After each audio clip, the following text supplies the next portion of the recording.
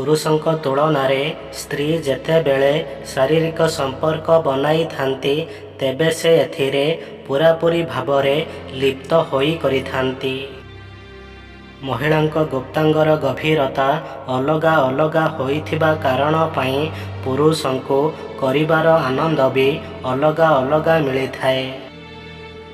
ଭାଗ୍ୟର ରେଖା ଉପରେ ବିଶ୍ୱାସ କରିବା ଛାଡ଼ି ଦିଅନ୍ତୁ, କାରଣ ଯଦି ଲୋକମାନେ ବଦଳି ପାରୁଛନ୍ତି ତେବେ ଭାଗ୍ୟ କେଉଁ ଜିନିଷ ଅଟେ?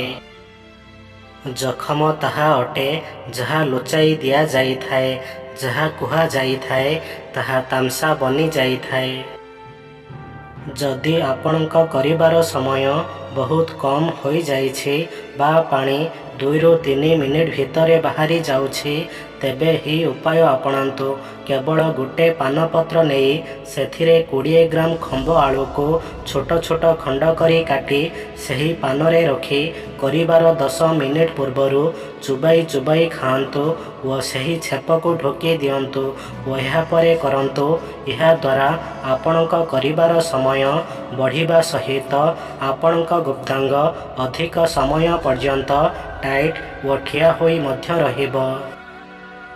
ଭୁଲ ସମୟରେ ଟିକିଏ ନଇଁଯିବା ଓ ରାଗ ସମୟରେ ଟିକିଏ ସମ୍ଭାଳି ଯିବା ଦ୍ୱାରା ଜୀବନ ବହୁତ ସହଜ ହୋଇଯାଇଥାଏ।